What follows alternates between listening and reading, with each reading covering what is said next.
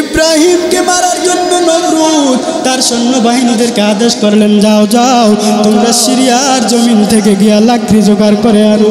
সিরিয়ার জমিন থেকে যখন লাকড়ি জোগাড় করে আনলেন, পাহাড়ের মতো উঁচু করে অগ্নিকুণ্ড আগুন সাজাইলেন, এখানে ইব্রাহিমকে ফালাই দিবে। বিশাল অগ্নিকুণ্ড সাজাইছেন, কারণ ইব্রাহিমকে এখানে ফালাইবে। নমরুদে যখন এই ব্যবস্থাটা করলেন, আমি আপনাদের জবান থেকে জানতে চাই যে নমরুদে ইব্রাহিমকে আগুনে ফালানোর জন্য এই কারিগরি করতেছেন, এটা আমার রব মালিক আল্লাহ জানেন কি জানেন না? আমার আল্লাহ দেখেন কি দেখেন না?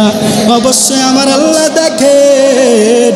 আমার আল্লাহ বললেন, ইব্রাহিম শান্ত হয়ে যাও, আমি আল্লাহ তোমার জন্য আছি, আমি আল্লাহ তোমার জন্য যথেষ্ট হয়ে থাকবো। ইব্রাহিম আলাইহিস সালামকে এবার আগুনে ফালাইবেন, কিন্তু বড় কুণ্ডুলে সাজাইছেন। কিভাবে আগুনে ফালানো যায়? ওটা তো যাওয়াই যায় না। আগুনের কাছে গেলে তাদের আরো রক্ত গরম হয়ে যায়, আগুনের তাপ। কিভাবে আগুনে ফালাবে? এই আগুনে ফালানোর আগে যতই চেষ্টা করে আগুনে ফালাইতে ইব্রাহিমকে পারে নাই। কারণটা কি জানেননি? ইব্রাহিমকে আগুনে না ফালানোর কারণ হলো আমার আল্লাহ ১৪,০০০ ফেরেশতা দিয়া ইব্রাহিমকে আগুন থেকে রক্ষা করতেছে।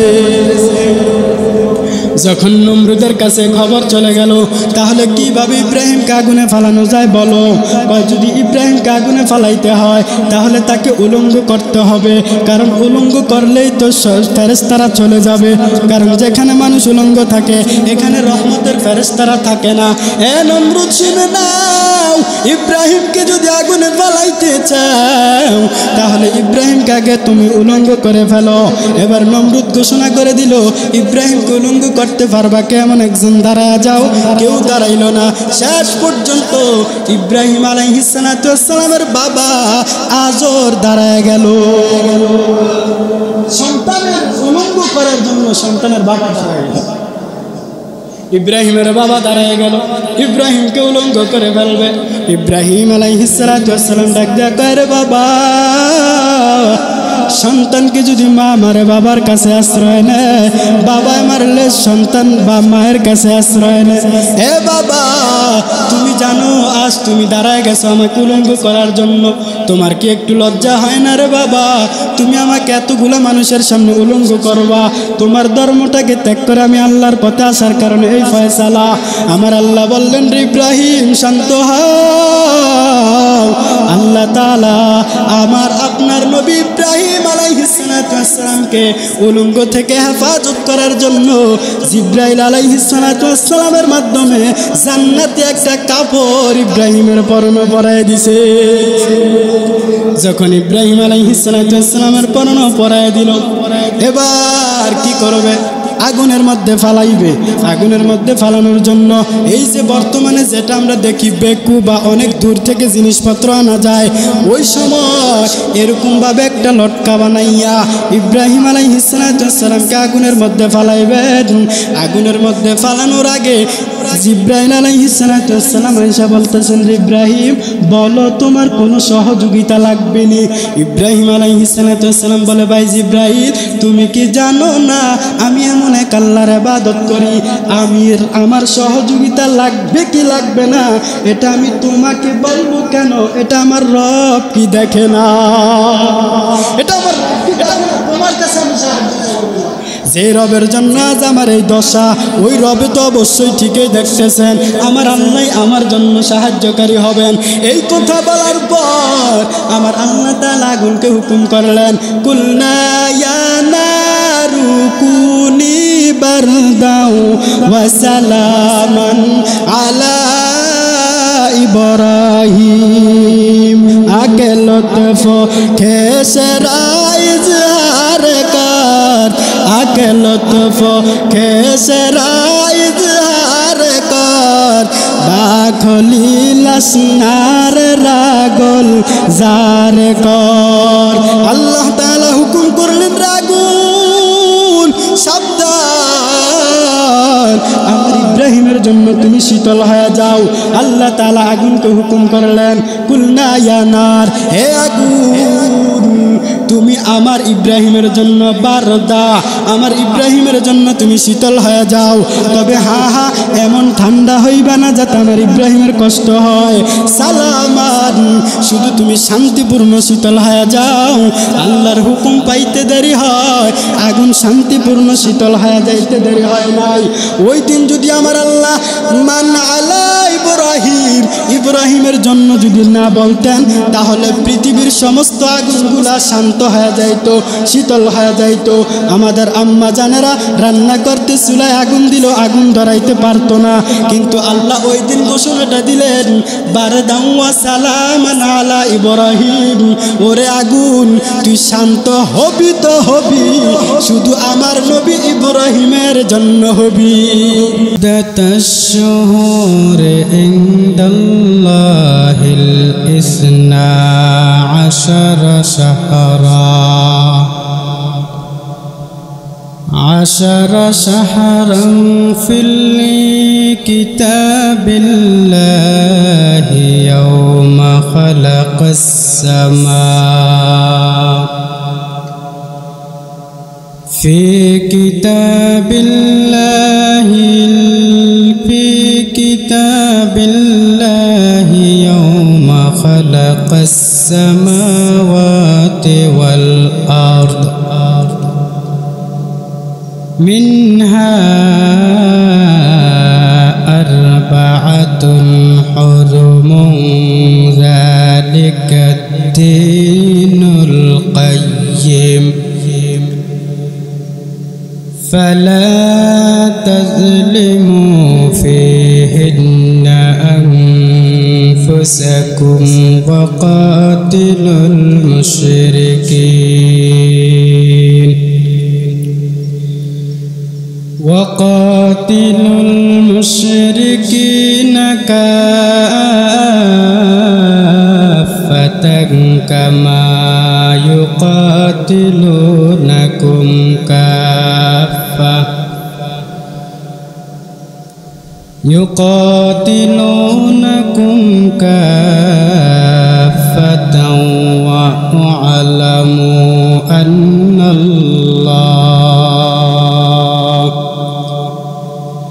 أن الله مع المتقين.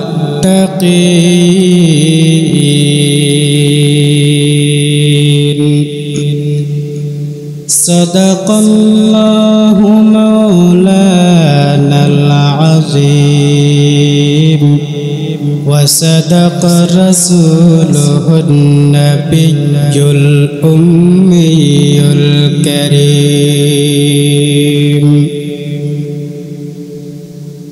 या हम सब मुसाफिर हैं,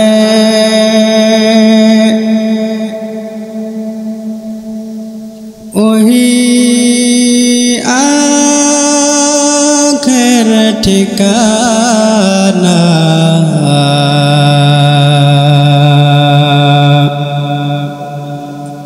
कोई आगे रवाना कोई पीछे रवाना। अल्हम्दुलिल्लाह, अल्लाह ताआलार दरबारे शुक्रिया आदाय करी যে মহান আল্লাহ পাক রব্বুল আলামিন আমাদেরকে অসংখ্য গণিত বান্দাদের থেকে যাচাই বাছাই করে আজকে পবিত্র জুমার দিন, গরিবদের হজের দিন, আল্লাহ তাআলার ঘর মসজিদে আসার এবং বসার জন্য তৌফিক আল্লাহ দান করেছেন। সেজন্য মহান মালিকের দরবারে কালিমাত শুকর আদায় করে জবান খুলে পড়ি আলহামদুলিল্লাহ। আমি আপনাদের সামনে দুটো কথা বলার নিয়তে মহাগ্রন্থ আল কোরআনুল কারীম থেকে সূরা তাওবার 36 নম্বর আয়াতে কারিমা তেলাওয়াত করেছি। গত সপ্তাহে আমরা আলোচনা করেছিলাম যে মুহররম মাস সম্পর্কে। মুহররম মাসে কে কে ঘটনাগুলো ঘটেছিল, অসংখ্য ঘটনা ঘটেছিল যেগুলা প্রায় পুরো মুহররম মাসে বর্ণনা করে শেষ করা যাবে না। তো গত সপ্তাহে যেহেতু দুই একটা ঘটনা বলেছিলাম যে মুহররম মাসে কি ঘটেছে, আসলে এই দুনিয়াটা বাথরুমের মতো দুনিয়া, মানে প্রয়োজন সারার দুনিয়া। প্রয়োজন শেষ হলে দুনিয়ার থেকে আল্লাহ এমনিই নিয়ে যাবেন। তাহলে এই দুনিয়াটা যেহেতু বাথরুমের মতো, তাহলে এই দুনিয়াতে আমরা কি করা লাগবে? বাথরুম এটা হাজাত সারার জন্য। বাথরুমে গিয়ে কেউ আরামে ঘুমায় না। বাথরুমে গিয়ে কেউ বলে না যে আমি একবেলা খাবার বসে বসে খাবো। ওখানে গিয়ে কেউ সময়কে অপচয় করে না, কারণ এটা হচ্ছে জরুরত সারার জায়গা। এখানে হাজাত সারার জায়গা, এখানে বসে বসে আরাম করার জায়গা না, বরঞ্চ ওখানে যায় গিয়ে কখন বের হবে ওই চিন্তা থাকে। ঠিক এই দুনিয়াটাও একটা হাজাত সারার জায়গা। এটা কিন্তু আরাম আয়েশের জায়গা না।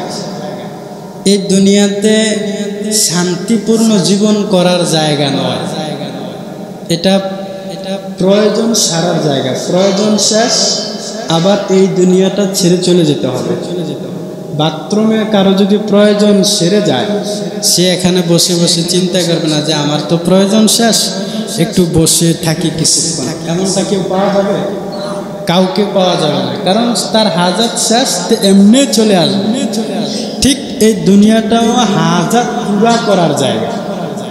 হাজাত পুরা শেষ হয়ে গেলেই এই দুনিয়াটা থেকে এমনি আমরা চলে যেতে হবে। তাহলে আমাদের এখানে কি হাজাত পুরা করতে হবে? নেক আমলের বিনিময়ে দেহের যেই একটা রূহ আছে, এই রূহকে স্বাবলম্বী করতে হবে ঈমান আমলের দ্বারা। এই দুনিয়াটাই রূহকে স্বাবলম্বী করার জায়গা, নেক আমলের জায়গা। দেখেন আজ বাবাও নামাজ পড়ে না, সন্তানও নামাজ পড়ে, মাও নামাজ পড়ে না, কন্যা মেয়েটাকেও নামাজের আদেশ দেয়। একটা ঘরের মায়ের সন্তান সারাটা দিন কোথায় ঘুরে, মা বাবার খোঁজ নাই, খবর নাই যে আমার ছেলেটা কোথায়। সকালবেলা 10টা বাজে ঘুম থেকে উঠে রাত্রে 10টায় বাসায় ফিরে, সারাদিন এদিক সেদিক মোবাইল নিয়ে ব্যস্ত। মায়ের সামনে নামাজের সময় হচ্ছে, মা সন্তানকে আদেশ করেন। বাবার সামনে সন্তান অপরাধ করছে, বাবা সন্তানকে আদেশ করেন। অথচ ওই সন্তান যদি একবেলা খাবার না খায়, মা তাকে তালাশ করে আইন একবেলা খাবার খাওয়ায়। বাবা সারাদিন কোথায় ছিল, খাবার খাও। কিন্তু খাবার খাওয়ানো এটা মা বুঝছে, কিন্তু সন্তানে যে জাহান্নামের দিকে এগিয়ে যাচ্ছে ওইটা মা এখনো বুঝে না। ফজরের আজান হয়, তখন গিয়ে কিছু আমাদের মোবাইল শরীফ যারা ইউজ করতে করতে ঘুমায়, তারা ফজরের আজানের আগ মুহূর্তে ঘুমায়, সারাটা রাত মোবাইলে ব্যস্ত। ইহুদি খ্রিস্টানরা আমাদেরকে এমনভাবে ঈমান হারা করছে যে আমাদের সামনে সুন্দর সুন্দর আকর্ষণীয় জিনিসগুলো উপস্থাপন করে আপনার আমার ঈমানকে কিনে নিতে যাচ্ছে, কিন্তু আমি আপনি টের পাচ্ছি না।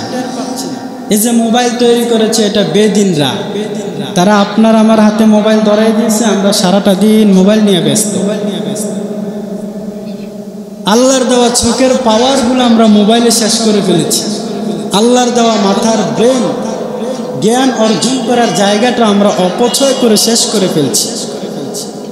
কিন্তু দেখেন আমি আপনি বাবা হয়ে যত নেক আমল করি না কেন, সন্তানের প্রতি যদি একটু নেক নজর না দেই, সন্তানকে যদি আমলের আদেশ না দেই, দ্বীনের লাইনে আদেশ না দেই, তাহলে আমি আপনি ইবাদত করে কোনো লাভ হবে না।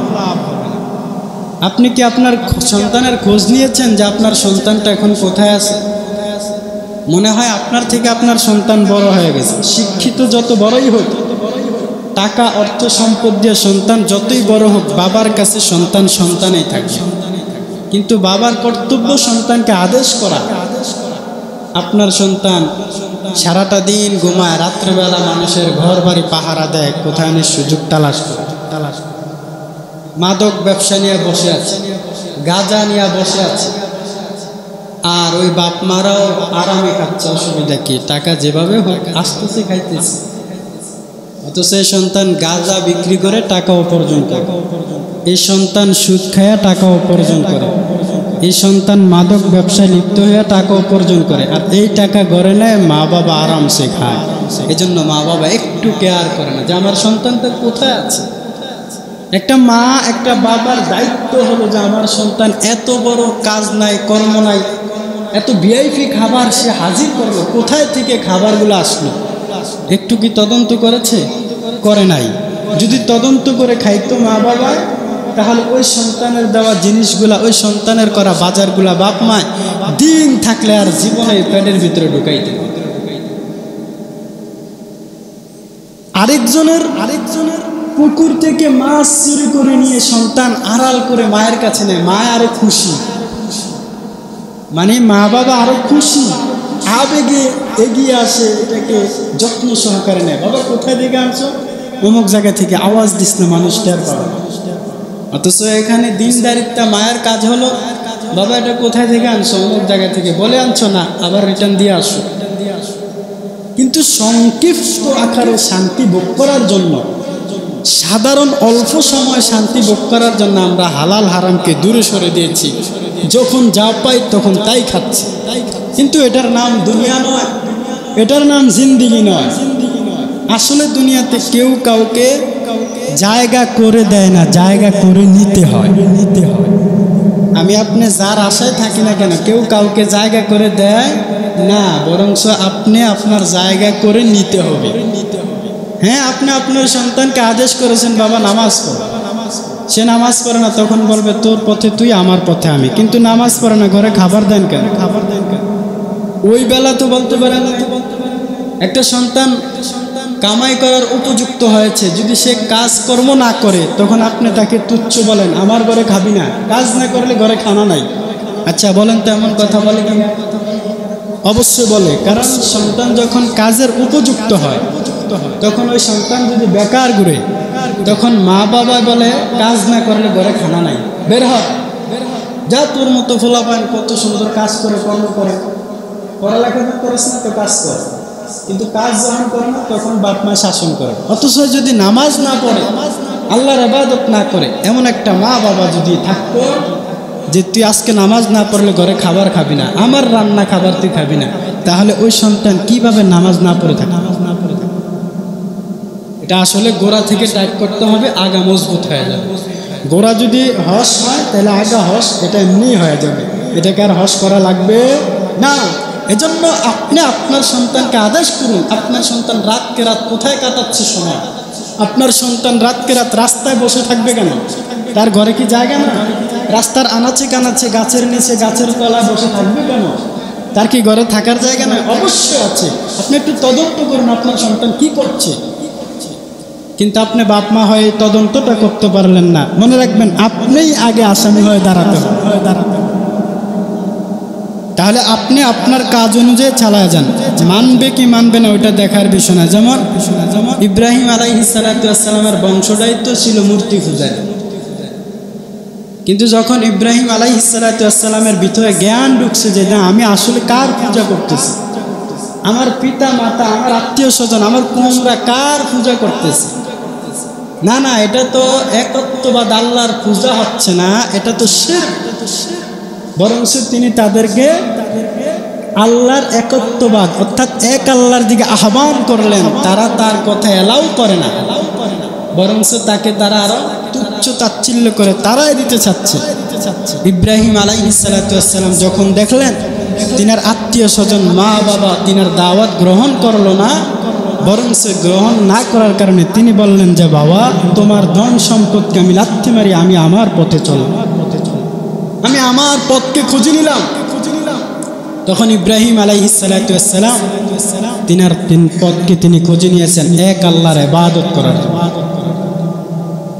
ইব্রাহিম আলাইহিস সালাতু ওয়াস সালাম এমন এক কওমের মধ্যে জন্মগ্রহণ করলেন ইব্রাহিম, ওখানে সবাই মূর্তিকে পূজা করে, মূর্তিকে খোদা মাইনা পূজা করে। ইব্রাহিম আলাইহিস সালাতু ওয়াস সালাম বললেন, তোমরা যার পূজা করো তিনি তো পূজার মালিক নয়, তিনি তো গোলামির মালিক না, গোলামির মালিক একমাত্র আমার আল্লাহ। ইব্রাহিমের এই কথা শোনার পর তারা ইব্রাহিমের কথা শুনতে চায় না। না, আমরা এই মূর্তির এই পূজা করব, কারণ এটা আমার বাপ দাদাদের ধর্ম।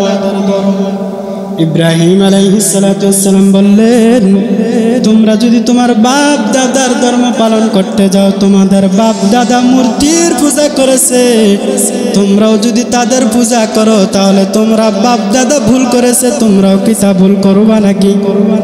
যখন ইব্রাহিম আলাইহিস সালাতু ওয়াস সালাম এমন কথা বললেন, যুক্তি তো পারলেন নাই। কি করা যায়? এই পাগলাকে তো বাঁচায় রাখলে আমাদের ধর্মকে ত্যাগ করে দিবে, আমাদের ধর্ম থেকে আমাদেরকে দূরে সরায় রাখবে। না না, ইব্রাহিমকে দুনিয়ার জমিনে বেঁচে রাখা যাবে না। ইব্রাহিম তাদেরকে যুক্তি দিয়ে বলে, বাবা শোনো, তোমাদের বাপ দাদা মূর্তির পূজা করছে, কিন্তু এটা ঠিক নয়। এক আল্লাহর গোলামি কর, এক আল্লাহর ইবাদত কর, মূর্তি পূজা করে জাহান্নামে যাস না। এই কথা বলার পর মূর্তি পূজার ডাক দেয়া কয়, আমরা আমাদের বাপ দাদার অনুসরণ করে এজন্য আমরা মূর্তি পূজা করি। ইব্রাহিম চিন্তা করলেন তাদেরকে কোনোভাবে এখান থেকে সরানো যায় নাই। সিদ্ধান্ত নিয়ে নিয়েছেন যেইভাবে হোক তাদের মূর্তি থেকে আলাদা করাই লাগবে। যখন গভীর রাত হয়ে গেল, সবাই সবার গন্তব্যে চলে যায়। ইব্রাহিম আলাইহিস সালাতু ওয়াস সালাম তিনাদের মূর্তির ঘরে ঢুকলেন। ওখানে ঢুকার পর তাকে দেখতেছেন 360 মূর্তি ওখানে ঝুলন্ত আছে।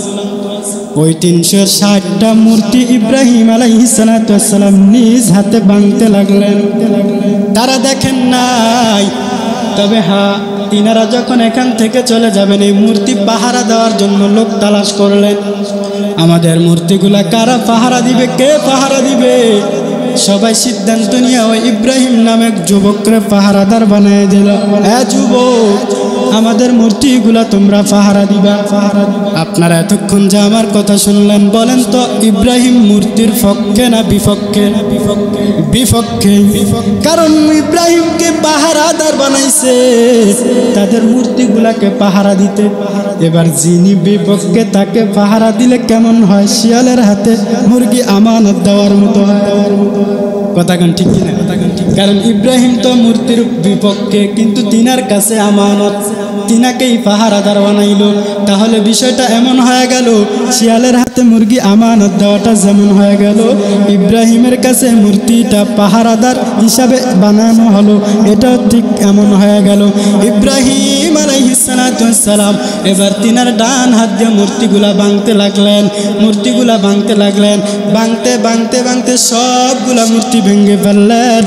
শুধু একটা মূর্তি যেটা সবচেয়ে বড়, ওই মূর্তিটার শুধু নাকটা ভাঙ্গা, তারপরে তার কাঁধের ভিতরে একটা কুড়াল লাগাইয়া এবার ইব্রাহিম চলে গেলেন। তারা যখন তাদের মূর্তি পূজা করার জন্য আসলো, আয়েশা দেখতেছে তাদের মূর্তিগুলা সব বেকুসুর খালাস হয়ে গেল। তারা একে অপরের সাথে গবেষণা করে, আমাদের মূর্তিগুলা কারা ভাঙলো, আমাদের মূর্তির উপরে অত্যাচার কোন লোকটা করলো। তারা নিজেরা নিজেদের মধ্যে তহমত দেওয়া শুরু করলো। একজন বলে, না না, আমাদের নিজেদের মধ্যে তহমত দেওয়া লাভ নাই। ওই যে গতকালকার এক যুবক আমাদের মূর্তির বিরুদ্ধে কথা বলল, তাকে জিজ্ঞেস করো সে আমাদের মূর্তিগুলা ভাঙলো কিনা। ইব্রাহিমকে ডাকা হয়, ইব্রাহিম আয়, আমাদের মূর্তির খানে চলে আসো। ইব্রাহিম আলাইহিস সালাতু ওয়াস সালাম তাদের আদেশ পাইয়া তাদের মূর্তির ঘরে গেলেন। ইব্রাহিমকে জিজ্ঞাসা করে, বল আমাদের এই মূর্তিগুলাকে ভাঙলো। এবার ইব্রাহিম যদি বলে আমি ভাঙছি, তাহলে আমার উপরে তারা দোষ চাপাইয়া আমাকে অত্যাচার করবে। আবার যদি বলি না আমি ভাঙ্গি নাই, তাহলে মিথ্যা হয়ে যায়। তিনি কোন পথ অবলম্বন করবেন? এখানে কয়েকটা কথা আছে, তবে এর মধ্যে দুইটা কথা তিনি বলেছেন, কেউ কেউ দুইটা কথা বলেছেন প্রসিদ্ধভাবে।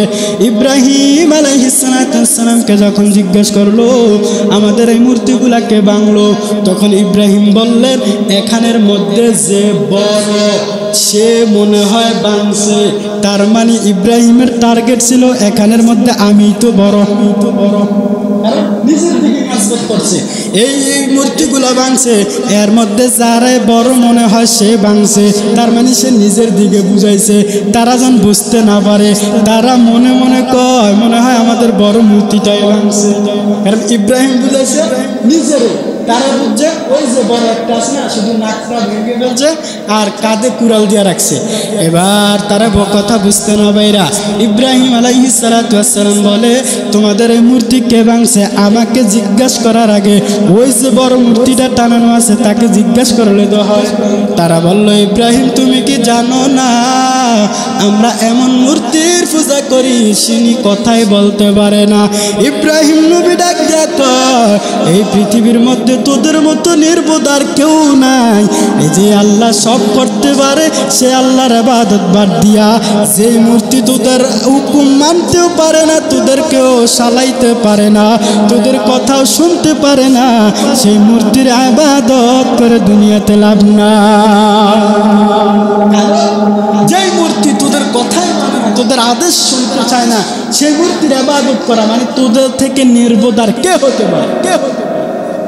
তাদেরকে যখন এইভাবে ইব্রাহিম আলাইহিস সালাতু ওয়াস সালাম বললেন, তাদের মাথা আরও গরম হয়ে গেল, কারণ তারা ইব্রাহিমের সাথে যুক্তিতে পারে না।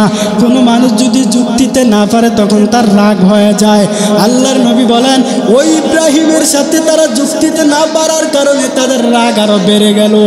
আল গযবু ইয়াকুলুল আকল, পয়গম্বর বলেন মানুষের রাগ যখন বেড়ে যায় তখন তার জ্ঞান খেয়ে খাওয়া হয়ে যায় বা জ্ঞান তাদের স্তব্ধ হয়ে যায়। রাগ বেড়ে গেলে রাগ এমন একটা জিনিস জ্ঞানকে খেয়ে ফেলে।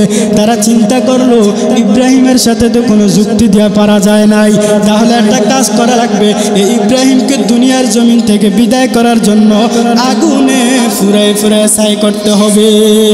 কি করা যায়? তারা পাঠায় দিল নমরুদ আলাইহিস সালাম নমরুদের কাছে, কারণ বিশ্বের মধ্যে 4 জন ছিলেন বাদশাহ। এই 4 জনের মধ্যে 2 জন ছিলেন কাফের আর 2 জন ছিলেন মুসলিম। এই মুসলিমদের মধ্যে 2 জন ছিলেন, একজন হলেন বাদশাহ জুলকারনাইন, আরেকজন হলেন বাদশাহ সুলাইমান। কাফেরদের মধ্যে একজন ছিলেন নমরুদ।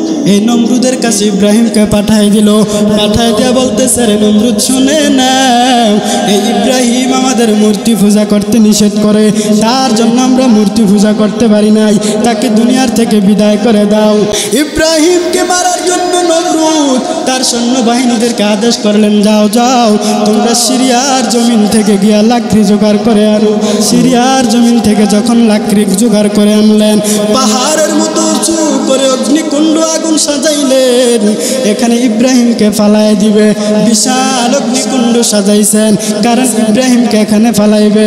নমরুদে যখন এই ব্যবস্থাটা করলেন, আমি আপনাদের জবান থেকে জানতে চাই যে নমরুদে ইব্রাহিমকে আগুনে ফালানোর জন্য এই কারিগরি করতেছেন, এটা আমার রব মালিক আল্লাহ জানেন কি জানেন না?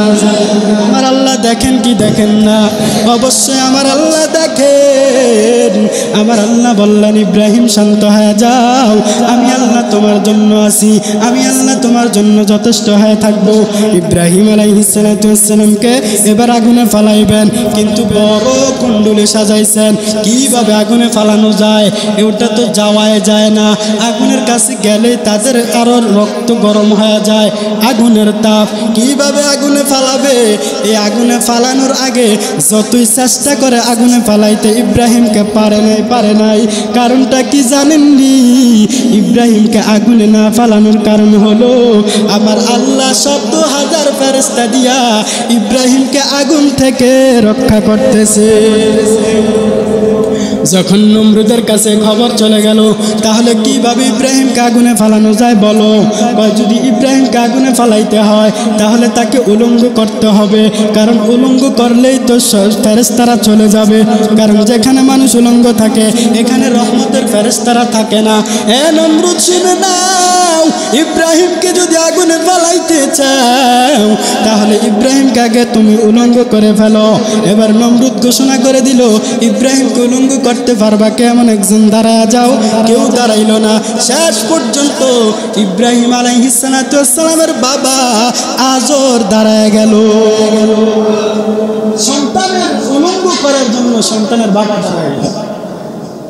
ইব্রাহিমের বাবা দাঁড়ায় গেল, ইব্রাহিমকে উলঙ্গ করে ফেলবে। ইব্রাহিম আলাইহিস সালাতু ওয়াস সালাম ডাক দেয়া, রে বাবা সন্তানকে যদি মা মারে বাবার কাছে আশ্রয় নেয়, বাবায় মারলে সন্তান বা মায়ের কাছে আশ্রয় নেয়। এ বাবা, তুমি জানো আজ তুমি দাঁড়ায় গেছো আমাকে উলঙ্গ করার জন্য, তোমার কি একটু লজ্জা হয় না রে বাবা? তুমি আমাকে এতগুলো মানুষের সামনে উলঙ্গ করবা, তোমার ধর্মটাকে ত্যাগ করে আমি আল্লাহর পথে আসার কারণে এই ফয়সালা। আমার আল্লাহ বললেন, রে ইব্রাহিম শান্ত হও। আল্লাহ তাআলা আমার আপনার নবী ইব্রাহিম আলাইহিস সালাতু ওয়াস সালামকে উলঙ্গ থেকে হেফাজত করার জন্য জিবরাইল আলাইহিস সালাতু ওয়াস সালামের মাধ্যমে জান্নাতে একটা কাপড় ইব্রাহিমের পরনে পরায় দিছে। যখন ইব্রাহিম আলাইহিস সালাতু ওয়াস সালামের পরনে পরায় দিল, এবার কি করবে? আগুনের মধ্যে ফালাইবে। আগুনের মধ্যে ফালানোর জন্য এই যে বর্তমানে যেটা আমরা দেখি বেকু বা অনেক দূর থেকে জিনিসপত্র আনা যায়, ওই সময় এরকমভাবে একটা লটকা বানাইয়া ইব্রাহিম আলাইহিস সালাতু ওয়াস সালামকে আগুনের মধ্যে ফালাইবেন।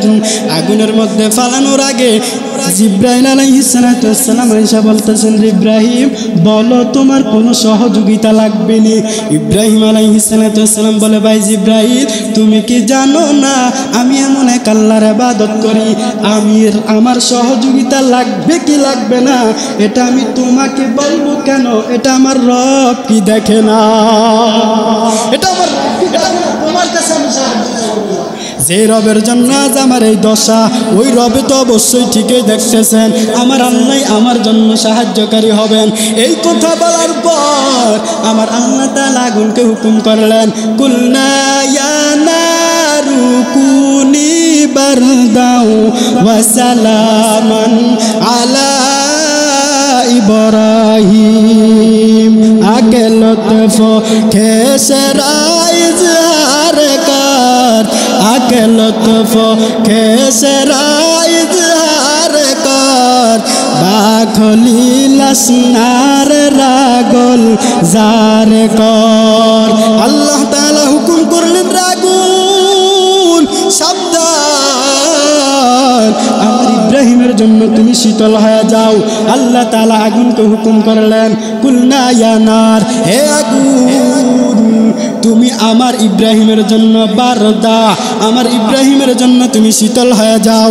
তবে হ্যাঁ, এমন ঠান্ডা হইবা না যাতে আমার ইব্রাহিমের কষ্ট হয়। সালামান, শুধু তুমি শান্তিপূর্ণ শীতল হয়ে যাও।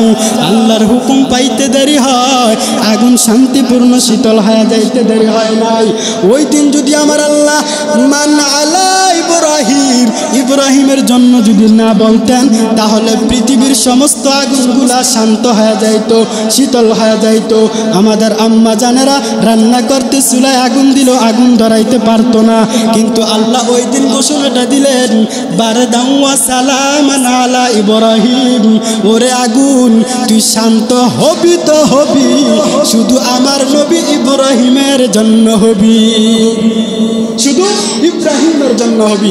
যদি আল্লাহ এখানে ইব্রাহিমের জন্য বলতেন, তাহলে আল্লাহর ওই দিন আদেশে সারা পৃথিবীর আগুনগুলা বারদান ওয়া সালামান একদম শান্ত শীতল হয়ে যাইত। আল্লাহ এখানে আলা ইব্রাহিম বলে শুধু ইব্রাহিমের জন্য বলছে তুমি ঠান্ডা হয়ে যাও। আগুনগুলা ইব্রাহিমের জন্য ঠান্ডা হয়ে গেল। নমরুদ ইব্রাহিমকে আগুনে ফালায় দিল। ফালায় দেওয়ার পর একদিন আর দুই দিন নয়, ওই আগুনে বসে ইব্রাহিম আলাইহিস সালাতু ওয়াস সালামকে যখন আগুনে ফালায়, আল্লাহর কি কুদরত!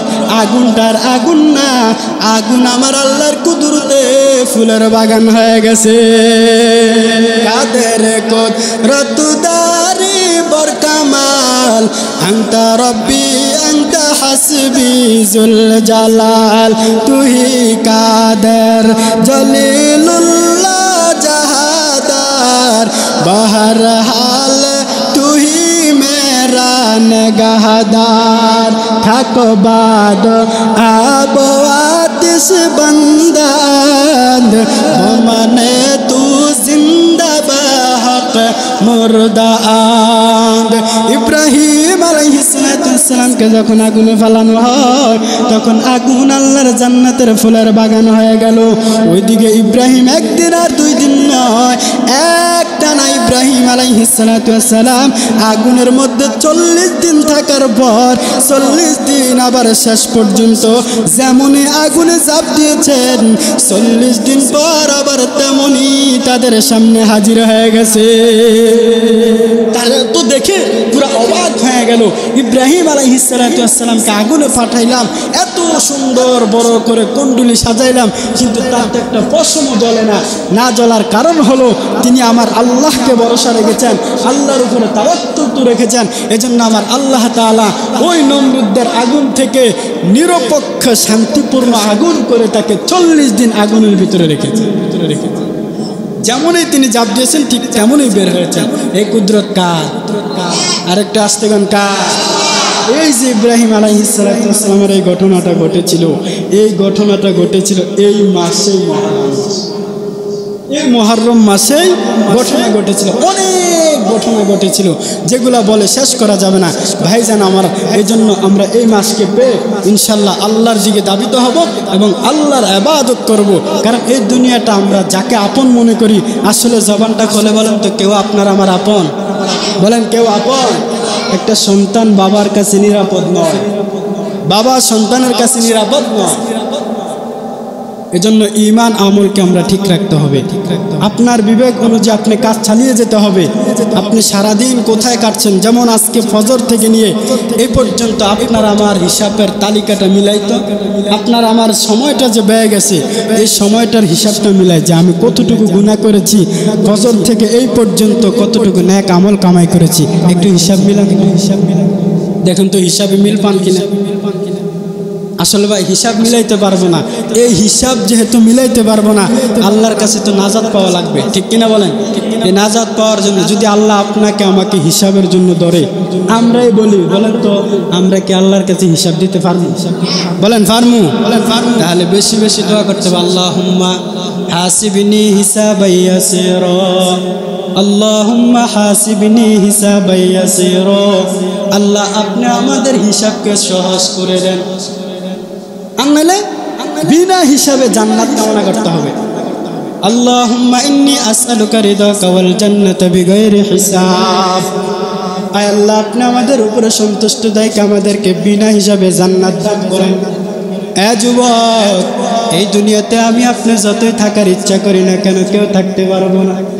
এই যে কি তাকায় দেখতো, এই দুনিয়াতে যতদিন পর্যন্ত ইসলামী হুকুমত কায়েম না হবে ততদিন পর্যন্ত মানুষ কিন্তু দ্বীনের পথে আসবে না। তাকায় দেখ, কিয়ামতের আলামত শুরু হয়ে গেল।